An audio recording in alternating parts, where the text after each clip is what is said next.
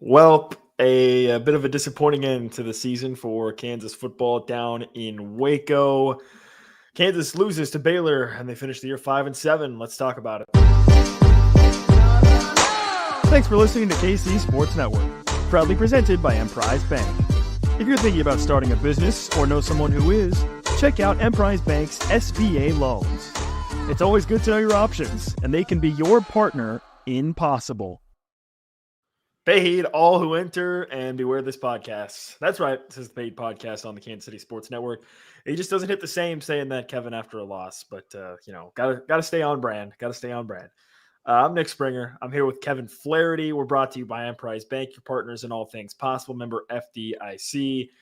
Kansas goes down to Waco in search of a sixth win on the year, in search of a potential bowl berth, in search of, Kevin, their first ever win at Baylor, by the way, in Waco. They've literally never won in Waco, and all of those hopes are dashed as a bit of a lopsided game. Baylor wins 45-17 over Kansas. This is a live edition here on Saturday afternoon of the paid podcast. So if you're joining us live, be sure to subscribe on YouTube, drop a comment, share your thoughts. We got Al here, who I think sums it up pretty well with the way things went today. So be sure to drop a comment if you're watching us live. If you're listening or watching after the fact, you can still drop a comment. You can still subscribe. You can still like and interact with the show as always. And also you can find us on social media at PayheedKCSN on Twitter. You can follow me at NickSpringer29, Kevin at KFlahertyKCSN as well. As you kind of work through the end of this K football season that was one of the most highly anticipated seasons in at least 15 years, probably more, given the veteran leadership he had on the roster and so on and so forth, and kind of what Lance Leipold had been building. Started off rough, obviously the year did. Kansas fights back. They beat 3 consecutive ranked opponents. They're 5-6. You're thinking, okay, a chance to go to a bowl potentially, going down to play Baylor. But, Kevin, we talked about it in our preview show of this game. If Kansas was one of the hottest teams in the Big 12, Baylor was probably the second hottest or right there, right? They've also won a 5-game win streak coming into this game today. And one team played with a lot of confidence, and I don't think one team did. And that team that played with a lot of confidence was Baylor. And they obviously got the win. Yeah, I thought it was interesting, Lance Leipold saying after the game that he thought that Kansas was basically tired, was really worn down by that stretch of 4 ranked teams in a row. And if you take that at face value, Kansas did look tired. They looked a step slow, for pretty much the entire game. But more than that, Nick, it was kind of – there were times this year where Kansas lost – close games because of one thing or another, or maybe a little bit here, a little bit there. It felt like all those issues kind of came home to roost in this one. When you look at the fact that when Kansas started winning games, they stopped turning the ball over at a real high rate. Turnovers were a problem in this one. When they started winning games, missed tackles. I'm not saying they weren't a problem, but they weren't as much of a problem. Defense definitely a major issue in this one. The other thing too, Nick, Kansas really ran the ball well, obviously, during that streak. They were physical, the BYU game maybe being the exception. When Kansas lost games this year, there were times where they really struggled to run the ball when they needed to run it most, when they basically said, hey, we have to have a good run on this play. This was a game where Kansas got some explosive plays in the running game, but it was also a game that the consistency and the success rate in the running game maybe wasn't what it had been too. Yeah, I think the turnovers were a real issue that you highlighted there. I mean, absolutely killer. It really felt like Jalen Daniels reverted back to a lot of the mistakes he was making early in the season. He had that one interception in the end zone where it was, you could turn on the tape of that interception, turn on the tape of Illinois, UNLV, and they're all the exact same, right? It's a guy on a seam route, and the back safety just plays him like a fiddle and jumps in up for the interception. So that was a bit disappointing to see Jalen kind of reverting back to some of those early season issues he had passing the ball with those 2 interceptions, because that was brutal, right? And then you had the Tavita Noah fumble near the end of the first half, which was really unfortunate. Obviously, Baylor ends up missing that field goal to end the half, but even still, you're looking at a chance to make it 21-13, probably hopefully at worst, assuming you could make a field goal or maybe go get a touchdown at that point. So yeah, the turnovers were really killer. And then on top of that, this was, I don't know, Kevin. I mean, this was probably the worst defensive game of the season for KU, I think.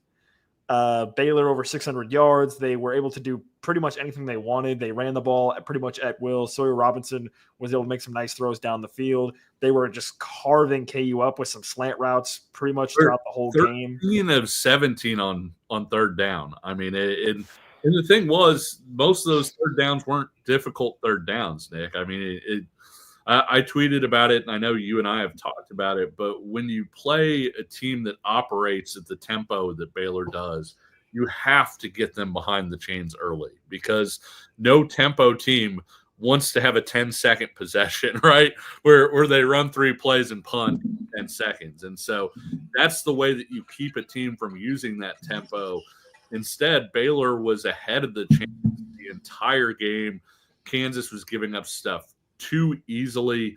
It just, there wasn't anything that Kansas really took away. And to be frank, Nick, what they were doing, it felt pretty simple, right? I mean, in terms of when Kansas had guys in the box, they threw it to the outside and the guys made plays in space. And when Kansas took guys out of the box, Baylor ran the ball. And it was just pretty much, hey, we're going to put the ball where they ain't. And it worked out really well for Baylor.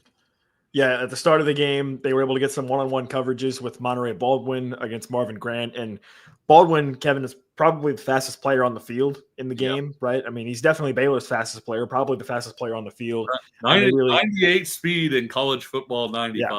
If you are, as let's say, if you're a culture ball 25 enjoyer, you would know that Monterey Baldwin has a lot of speed because he's one of the fastest players in the game actually in CFB 25. Yeah, and so they exploited that mismatch twice early in the game against Marvin Grant.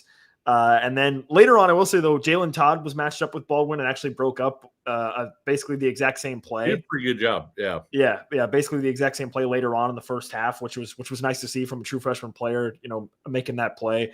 But yeah, to your point, Kansas, they didn't take anything away. They didn't tackle well. They didn't force any turnovers. There was really nothing positive the entire game from this Kansas defensive performance, right? I mean, late in the game when it's 42-17, they stop Baylor for a field goal, but it's sort of a so what at that point. Like, okay, whatever.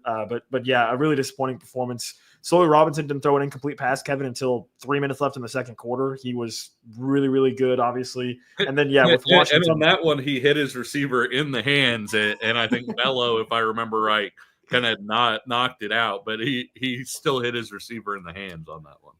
Yeah, so that really kind of opens up the spotter conversation about, going into offseason mode.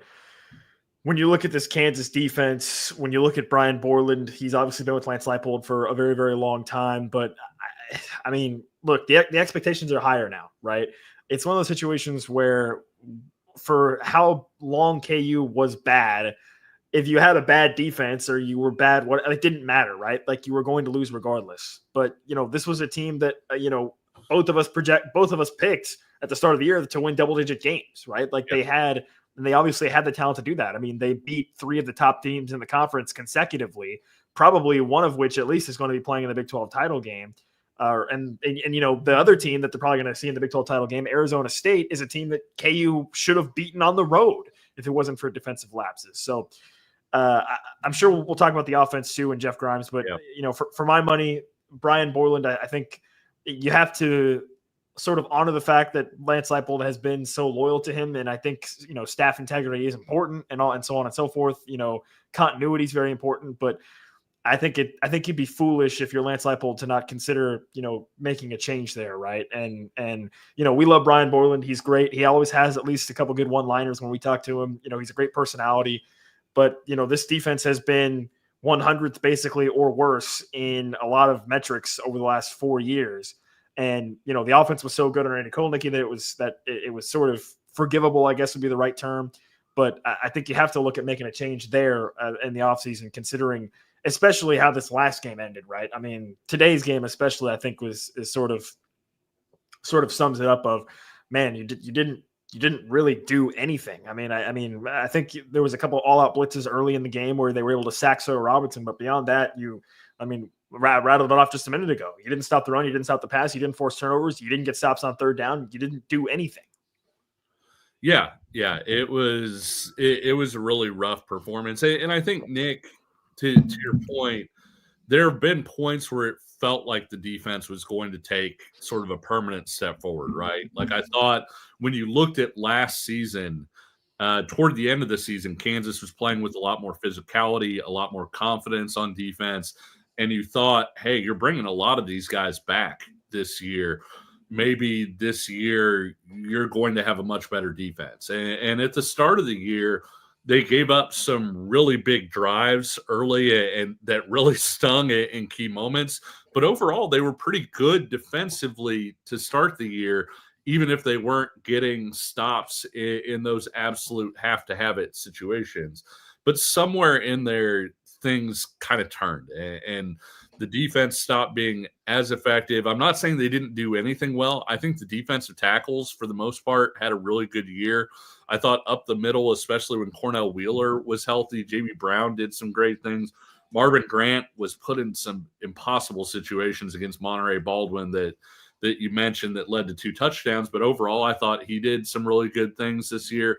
And so there were – and when you look at the corners, I get that they didn't generate pass rush with 4.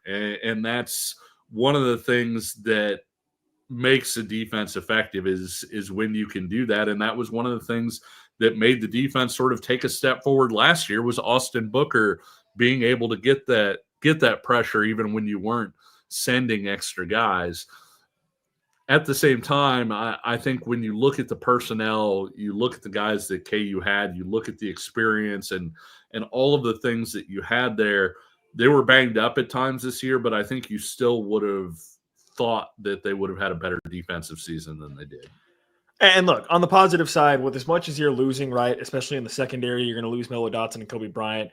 You look up front, guys like Jeremy Robinson, Dylan Woodkey was a productive player, really. Also, you're still going to be bringing back a lot of young and talented players, right? I think both DJ Wiz and Tommy Dunn should be back, I believe, next year, right, Kevin? You look in the secondary, we talked about Jalen Todd making a nice play in this game against Baylor as a true freshman. You think about some of the playing experience that DJ Warner got. You think about a guy like Dak Brinkley. Yep.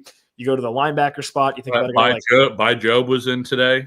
Yeah, by Job. You go to the linebacker spot. You think about a guy like John Kamara, who we both saw in fall camp, and he looks like he's different. He looks like somebody who could be a real dynamic player for KU in the defense. You know, Taylor Davis has gotten a ton of playing time in the secondary as well. Yeah, you think about a guy like we talked about Jalen Todd, Austin Alexander, another young corner. So I'm a big Austin Alexander fan. Yeah. I mean, when I was at 24/7, I tried to get Austin Alexander a 4th star because I thought he was that level of recruit. So. Yeah. So that's kind of the positive side when you look at this defense. There's a lot of promising young talent, which I think maybe you could use as an argument even more so. This would be the time to make a change potentially, right? Because you want to be able to tap into that going forward. So I don't know, right? You go into off-season mode. I know one of the thing before we go to break here, Kevin, that I know you had talked about previously is another big negative of losing this and not making a bowl game, besides just simply playing in the bowl game, is you're going to be losing out on a lot of extra practices with some of those young guys that you otherwise would have had, right?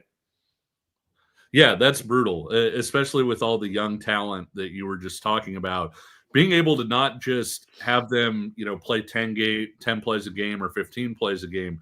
Usually the way the bowl practices work, for those who maybe aren't familiar, usually you'll spend about half the practices with your ones actually preparing for the bowl, and the other half of your practices are pretty much chances to put DJ Warner out there with the ones and basically give those guys a lot of extra time to develop. It's essentially a second spring practice, but one where you can really get your young guys out there and get them a lot of repetitions, and it's great for development. And so with so much roster turnover coming with those 30 graduating seniors, this would have been a really good year to get those bowl practices because you would have wanted to slide a lot of those practice reps that way. Yeah, I'm trying to think off the top of my head, Kevin. Do you know how many? Is there a certain number of practices specifically that you're allocated? I believe you get 15. And so, it's they'll break it up like 8 and 7 or whatever else in terms of, hey, we're trying to get young guys on the field a bunch here, or we're trying to do that. So yeah, so you do lose out on that, unfortunately, if you're Kansas. But obviously, there's a lot to evaluate on both sides of the ball. Spend a lot of time talking about the defense. I do want to get to the offense also, which we'll do that coming up on the other side. We do got to tell you about our friends over at Home Field Apparel. Kevin, I know you live in the Kansas City area. I'm in Lawrence. Snowmageddon randomly for like 2 hours on Saturday morning this morning. So if you want to stay warm, Home Field Apparel has you covered. They've got some sweet new campus pullover jackets. I actually was wearing my Home Field Apparel long sleeve Kansas shirt this morning, trying to stay warm in the snow. And obviously, you'll still want to get your Home Field Apparel gear as well coming up for KU basketball, who actually has a game coming up this afternoon on Saturday as well. So tons happening, and you'll definitely want to rep Home Field Apparel wherever you're at, supporting Kansas or 130 other colleges. And they're still running their Black Friday sale right now through December 3rd, where you can get 30% off site-wide. So you definitely want to check that out. It's a great opportunity to get yourself some Home Field Apparel gear, or if you've got a family member who is a fan of another school, check it out for a great Christmas gift as well. We're going to talk more KU football coming up on the other side. Looking for tickets for your next event? Tickets for Less is your #1 source. Save big on every purchase when you use promo code KCSN at ticketsforless.com. This is the Paid Podcast on the Kansas City Sports Network, a live edition post-game here for KU and Baylor on Saturday afternoon. I'm Nick Springer. I'm here with Kevin Flaherty. Be sure to subscribe, like the channel on YouTube at Kansas Jocks KCSN. And if you're listening on the audio side, you can subscribe as well. If you're listening live right now, joining us, drop a comment, share your thoughts. We got some people in the comments talking about this game and where kind of Kansas goes from here as we kind of do the same thing, hashing things out here as Kansas loses against Baylor 45-17 to end their season with a 5-7 record in Waco. We spent a lot of time talking about the defense to start the show, Kevin. Let's flip over to the offense, because I think there's a lot to discuss there. We kind of touched on it early with the interceptions that Jalen Daniels threw and the turnovers Kansas had. But this was, to start the game especially, was a bit of a weird game. Kansas goes down. They miss a field goal to start the game, which, by the way, was just the second time in the last 8 games they don't score a touchdown on their opening drive to start the game. And they had a touchdown too. On that third down play. I know people didn't necessarily love the back-to-back Devin Neal taking a direct snap play, but on third down, I'm pretty sure Jalen Daniels had a touchdown throw over the middle of the field, but they let a blitzer come just right up the middle. There was no way to make that throw. Jalen had to scramble out of it and lost that opportunity. And so it could have been 6 points if they had picked up the guy right up the middle on that play. So lost opportunity there that, typically would take you from 7 points down to 3. And in this case, unfortunately, took them from 7 to 0. Yeah, and then the Kansas offense did put together a nice drive after that. Devin Neal does his thing with a 38-yard run and ends up scoring a touchdown. I put Kansas up 7-0, and I don't know. It was kind of a weird first half in the Kansas offense, Kevin, because they actually ended up outgaining Baylor at halftime by about 15 yards, and yet they were down 21-10. So it was a bit of a mixed bag in the first half from the Kansas offense, and then in the second half, it just felt like they just kind of ran out of steam, right? It didn't seem like there was much left for them in the second half after that. Once they started to get down big. Yeah, can you put that life changes comment up about keeping it on the ground? Yeah,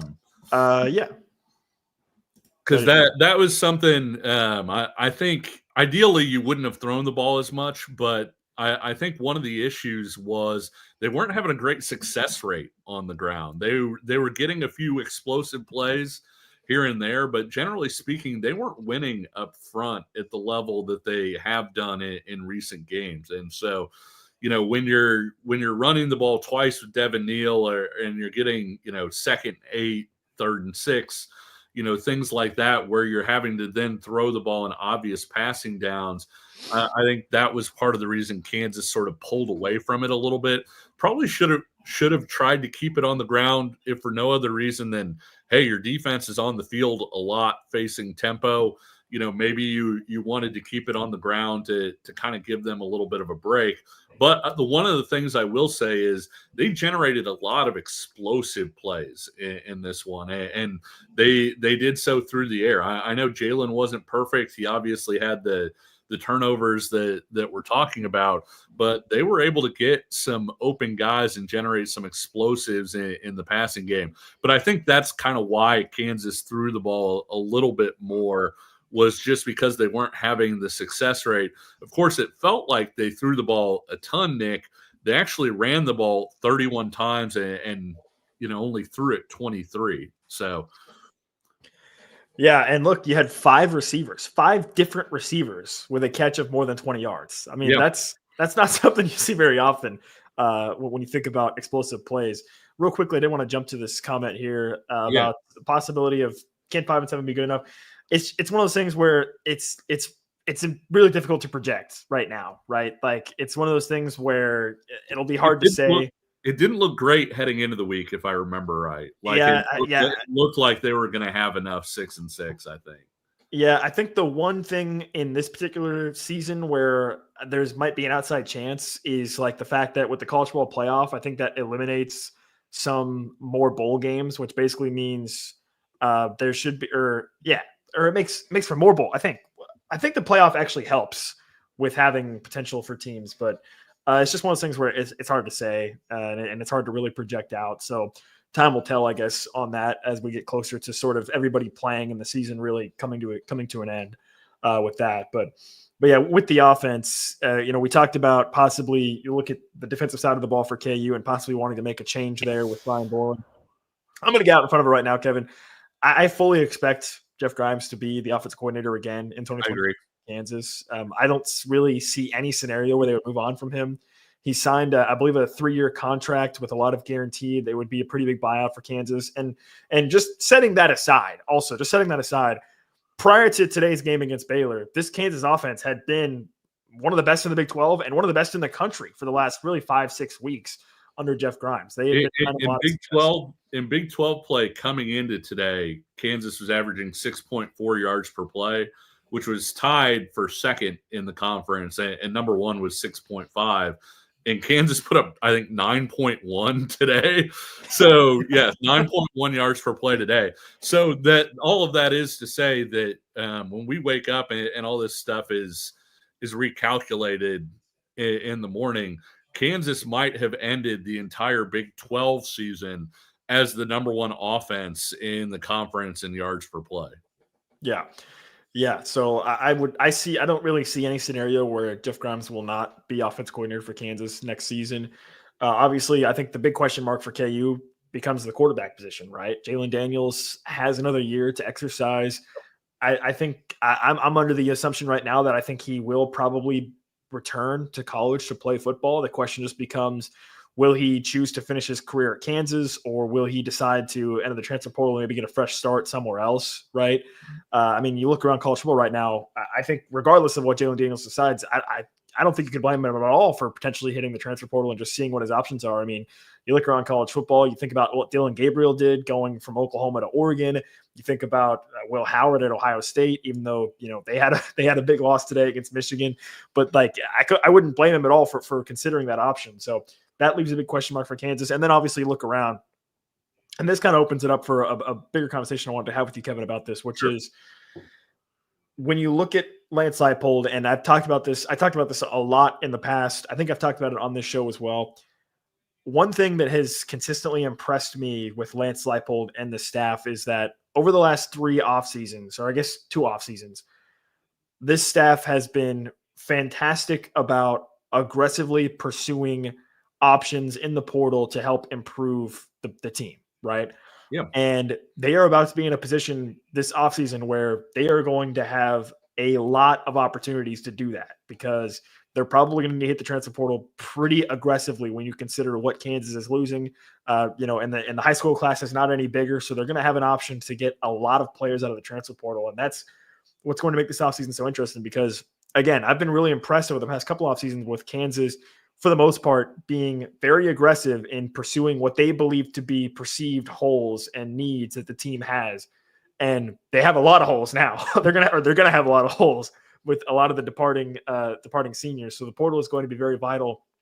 And this will be a real test, because I think for the staff previously over the past couple off seasons, you could look at the roster and very obviously say, hey, we need this player. We need this position. We need, whatever. And they could go out and get that.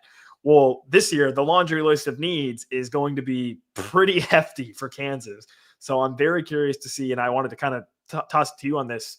Very curious to see, what KU prioritizes and what they do with this opportunity that they have in front of them, because Lance Leipold really has a chance to sort of mold this roster in a lot of different ways with different players out of the transfer portal this offseason, and how he and the staff goes about trying to basically do that. Yeah, I think, let's go through position by position real quick. Yeah. Sort of back of a napkin math type stuff.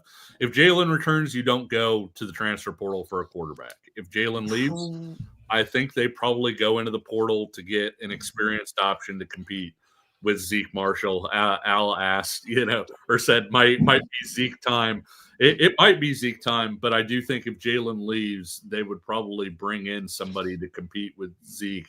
So it's not Zeke and Cole Ballard, David McCollum or Cole Ballard. You would throw another option in there, a little bit more experienced option potentially.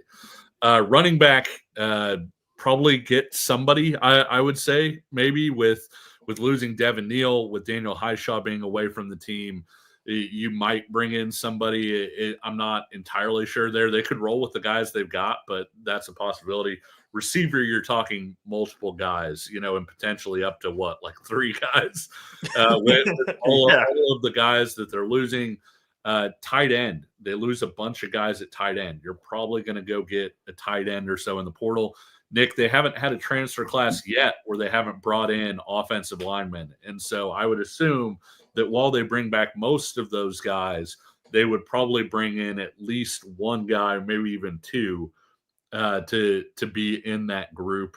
Of course, you're losing Michael Ford, who I thought had kind of an underrated season. Bryce Cabledew, both of those guys are gone. Defensive end, I think with losing Woodkey, with losing Jeremy Robinson, they've got a lot of young talent at that position, but not a lot of proven stuff at that position. You do bring back Dean Miller. That's a position where I could see them going for an experienced guy to hop in that rotation. Defensive tackle, it seems like they like to take a tackle to kind of fill out that defensive tackle rotation. They could be very good at defensive tackle again next year, Nick, with DJ Withers, Tommy Dunn. Blake Harold was great at times this year. They said that he was their best interior pass rusher, and he's a young guy. And so you've got 3 of those spots you feel really, really good about. Keenan Caldwell has played a bunch and can come back. They should have those guys, but maybe you take a guy there. Linebacker is another position where they're really going to need to go to the portal. They've already got one transfer linebacker in the boat currently from South Carolina. Defensive back, you're probably going to go and get a few guys. I get that it's too early to say anything about the Dyes because they were banged up a lot of this year, and even when they played, they were banged up. So don't take what the Dyes did on the field this year as sort of your indication of how well they play, because I think when they're healthy, they bring quite a bit more there. And you do have Taylor Davis coming back. Caleb Purdy, did some nice things this year. I still think you'd probably add a safety in there, maybe even a safety with like Marvin Grant's skill set, where he could be more of a box safety / linebacker hybrid type guy. I do think you probably bring in a cornerback, even with the guys that they like in that room, just from an experience standpoint. And so all of that is to say, that's a whole bunch of guys, obviously. And so the thing about it is a lot of those guys are guys at premium positions. Everybody is going to want wide receivers in this portal. That's a position that I feel like 95% of America has circled. And so it's a question of how much are you willing to spend in NIL? Can the opportunities that you promise, can that get you over the hill with some guys, or are you going to wind up getting some guys that maybe aren't, quite at the same level, because you're swinging for starters there, Nick, because you're losing so many starting guys. Yes, you're hoping Douglas Emilion can step into a spot. You're hoping that Keaton Kubeka is going to take a step forward and help you out there. But at the same time, you need to find at least one starter, if not outright two or whatever, from the transfer portal at wide receiver. And so that's not going to be easy to go out and find guys that are going to not just fit and plug into your lineup, but also be guys that are going to make you feel really good about, hey, these guys are going to be able to go out and execute what needs to be executed. Yeah, I think to kind of distill that down, to me, wide receiver. Okay, Yep. let me rewind here. Assuming Jalen Daniels comes back, which is a pretty large assumption, I would say at this point, but we'll just assume that for the sake of this. Assuming that happens, I think wide receiver and linebacker and defensive end are probably your top three most important positions of need, I would say, on the transfer portal. But look, you look at the offensive line, Logan Brown is a guy that I think has the potential to maybe play in the NFL, to be quite honest with you. I mean, considering how he's played, you think about someone like Bryce Foster, right? Like there could be some opportunities where you may need be looking at some more players on that front as well. But yeah, I think to me, if Jalen Daniels comes back, wide receiver and linebacker and defensive end are probably your top three. And then I think I'd probably agree with you. You look at the secondary, we just talked about it earlier in the show. We like a lot of the pieces that Kansas has, but they're young, right? So you'd like to bring in you'd like to bring in some proven talent or some proven experience, at least, to maybe help a little bit on the back end. And then I think if Jalen Daniels does decide to move on, quarterback probably becomes at that point your highest priority, right? Yep. For the reasons that you outlined, because you probably want to bring in somebody else just to have a body in there, so that it's not just Zeke Marshall and Cole Ballard, essentially, with true freshman David McComb, which, by the way, David McComb, I don't know if you saw, Kevin, balling out in the Oklahoma State. I'm a McComb guy, so you're preaching to the choir. McComb is a guy that I have felt is underranked by the recruiting services. I really like David McComb. Yeah, I had to toss that in there for you, Kevin, because he has been doing well in the Oklahoma high school state playoffs. But yeah, if Jalen Daniels decides to move on, I think quarterback probably jumps to the top of the list as well in the transfer portal, also for Kansas. So yeah, all that is to say, like I said, I've been very, very impressed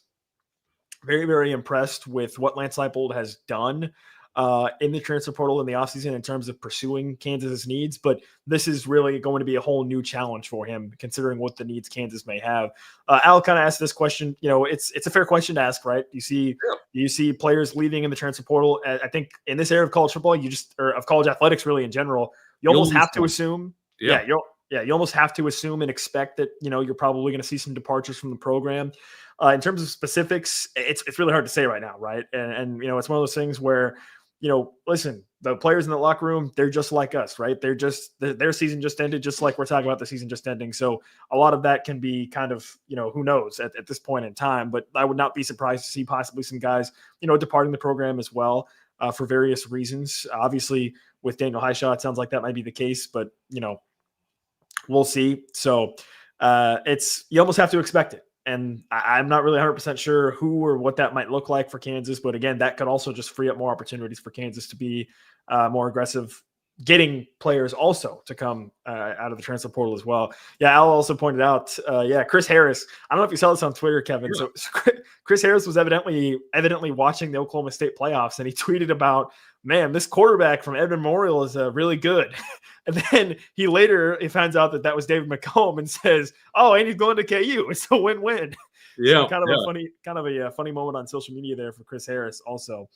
Okay, so we spent a lot of time kind of talking about what's next basically for Kansas, but just to kind of circle back here real quick to this particular game against Baylor. One other question I kind of wanted to ask you, Kevin, about this is, does this game against Baylor, does it impact maybe how you viewed the last, 4 games of the season in totality for Kansas, right? They win 3 consecutive games against ranked opponents. Does today's performance or lack thereof, I guess, would be a better way to put it, does that sort of, taint what we saw Kansas accomplish earlier this season in these last, 5 or 6 games for you, or it doesn't really matter, I guess, because they didn't make a bowl, obviously. So does it does it really matter? Is it just, hey, you didn't win the game, so it's irrelevant how the game happened? But kind of the way this performance went for Kansas, does that impact at all how you're feeling about what Kansas did over the last, basically 5-6 games of the season?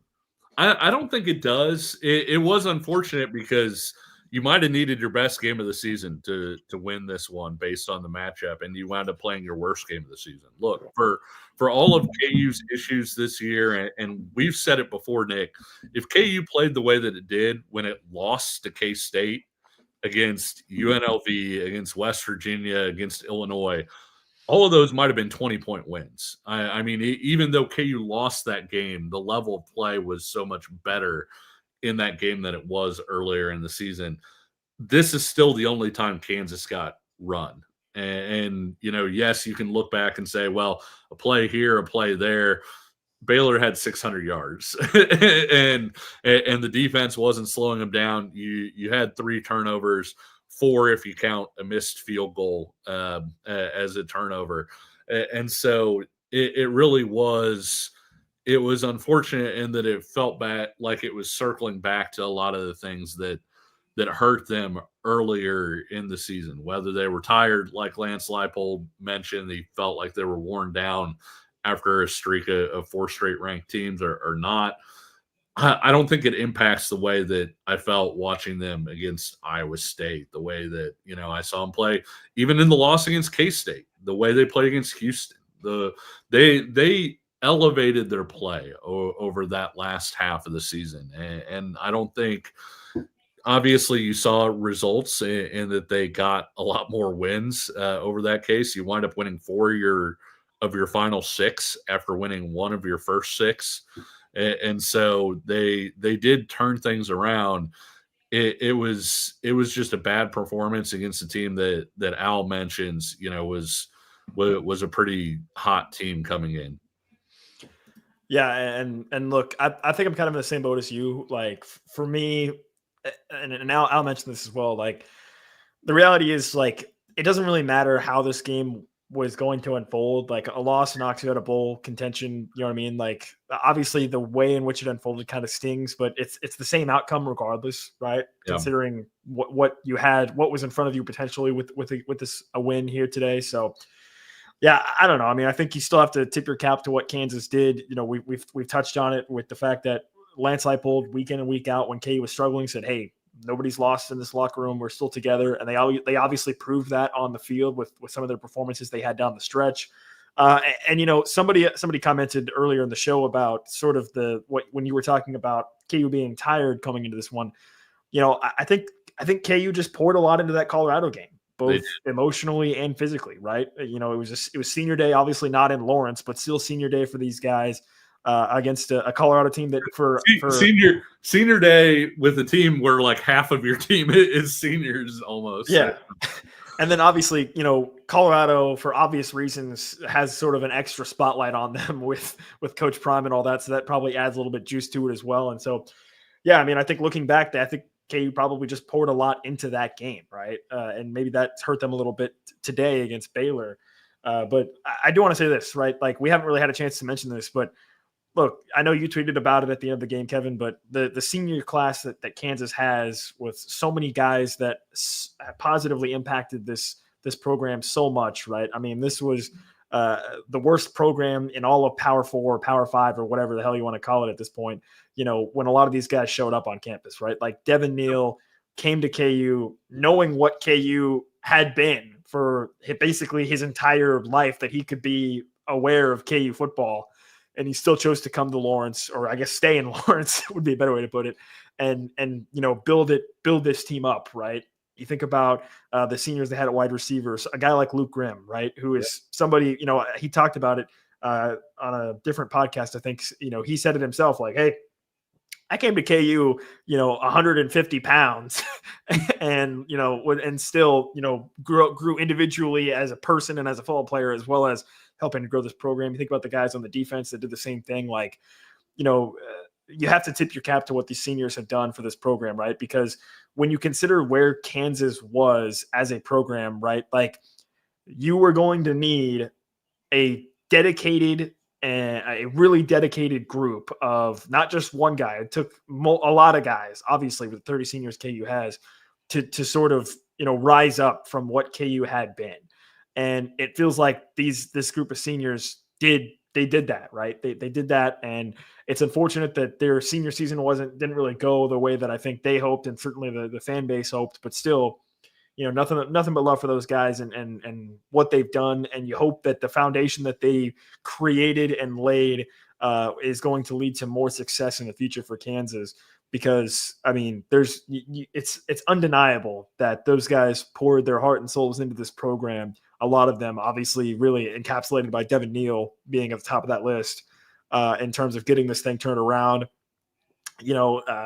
Travis Goff. I remember there was a quote from Travis Goff saying, "Hey, look, these seniors, they won't get to play in the new booth, but they built it, right? Yep. Like they built it with what the success that they were able to have and to generate." Fans coming back to this team. I've talked about it time and time again, right? Like KU fans are incredibly passionate. They're incredibly loyal. They just for a long time didn't have any reason to care. And, this group of seniors, I think, sort of made them care and brought them back. And hopefully that can continue going forward. Yeah, I 100% agree. One of the guys that I brought up in the tweet that you're referencing was LJ Arnold, and he came in 2020. In 2020, Nick, KU went not just 0-9, but only had one-score game. I mean, they were just not even competitive in games. And you think about how brutal the start to this season was. Well, when they started off 1-2, Nick, they had one more win than LJ Arnold had his entire freshman year. And they had two more close games than they had that entire season through 3 games. In a season where things, didn't go ideally. And so it's funny, that tweet's starting to get K-State fans in there, of course, saying, you only had one winning season and all of these things. But you got to look at where you're coming from. And Kansas, I don't want to say they couldn't even think of a bowl. Like, they couldn't even think of 4 wins, Nick. Like Kansas hadn't had 4 wins in a season since 2009. They've done that each of the last 3 years. And so they had 4 wins in their last 6 games this year in a season that, like we said, didn't live up to expectations. And so I do think that this senior class, for a lot of reasons, it is a really special one for the foundation that they're building. But also, I think too, Nick, I realize this year, people are going to look back at this year for a while and say, hey, this was a KU team that was supposed to be there and didn't get there. It's probably going to be looked back a lot like 2009 was, where, the wheels kind of fell off in that season. The difference is they put the wheels back on in this season. They never truly fell all the way off. And I think if Kansas rebounds and has a solid season next year, I'm not even saying a great season because they are losing a lot of guys, but let's say they find a way to go 6-6 and go back to a bowl game. I'm going to find it hard not to look back at this season and the culture and the fact that they kept working even at 1-5 when everything was going wrong. I'm going to find it hard not to look back at that and say, hey, that's something that carried over even in a season that was far from ideal and didn't live up to expectations.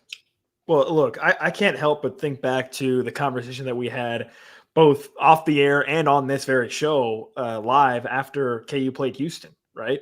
And the question was posed, hey, is this a blip in the radar en route to a 2-10 season or a 3-9 season? Or is this, something that is actually going to make this season more meaningful? And the answer was that it made the season more meaningful, right? Like, obviously, KU they ended up still not making a bowl game, but certainly that was something that led to what KU was able to do down the stretch here, that, picking up 3 wins against ranked teams consecutively. They had never beaten 2 consecutive ranked teams in their entire program history. So that's what I can't help but think of is the fact that you went out and you beat a Houston team at one point after a bye week, and you're able to turn the second half of the season into something, right? And I agree with you on that point. Like, I think if you look at next season and KU was able to build a little bit and make a bowl game, go 6-6, or even win 7 games, right? I think to your point, it'll be hard to not look back at that and say, hey, if things went fully off the rails this year and KU did go 3-9, then who knows what would have happened? Maybe who knows what will happen in 2025. But the fact that they were able to put together some really impressive performances and kind of rally a little bit in the second half of the season, you're hoping is going to set you up to maybe take the next step forward. I think with Lance Leipold, and look, I mean, it's impossible not to be guilty of this. I mean, I'm guilty of it all the time. I'm sure you were guilty of it too, Kevin. With Lance Leipold, the expectation was, hey, let's build slowly, right? Get to 3 wins, get to 5 wins, then go for a bowl, right? And instead, it went from here to 6-6 with the bowl win, and then way up here, and that just kind of inflated your expectations, right? When in the reality, progress is not linear, right? And that's kind of, I think, what's encapsulating of this season for Kansas is that it's unfortunate, but progress isn't linear, and you're hoping that next year you can take a step forward, but that's just how things go, and that you can keep building off of it. But it is what it is at this point. So obviously we're going to be continuing to talk KU football in the offseason as well as news continues to happen, as things continue to move. We talked about it a lot on the show. We're expecting the transfer portal to be very busy for Kansas. We'll be talking about that here on the Paid Podcast. Obviously, we're also going to be covering KU basketball as well. So be sure to subscribe to the channel on YouTube at Kansas Jocks KCSN. Be sure to subscribe wherever you listen if you're listening on your audio platforms as well, for more great coverage of all things KU happening here on Pay Heat. And also be sure to check out the booth review with Brandon McAnderson. He's been doing a great job this season as well, breaking down KU football. I'm sure we'll have a couple more episodes with him also on our KU channel as well. So Kevin, before we wrap things up here, any other final thoughts you want to get out before we get out of here? No, you were asking, if the manner of the loss, if it was something that cast a pall on the season. And one of the things that we talked about at the midpoint in the season is the feeling for 3-9 is going to be different than 4-8 or 5-7, even if they didn't make it to a bowl game. And I think you were absolutely right about that. And you obviously are with me on the Verbal Commitment podcast. We had Lincoln Cure on there, I think after the Houston game, if I remember right. And one of the things that he had said was that, Kansas was in a spot where they were playing a lot of close games and they weren't winning them, but they weren't far off. But you always wonder, like, okay, are they really believing that? I think Kansas put themselves into a position where now they can sell that program to recruits and transfers and say, hey, we were really close, and then we ended the year 4-2. We were able to build on that momentum and end on a strong note, even with the way that the game went today. And so I do think that while today was obviously a setback, you would have loved the bowl game, loved those extra practices, especially. I do think ending the season the way that they did over the last half of the season put the program in a much better spot than it would have if they would have ended up 2-10 or 3-9.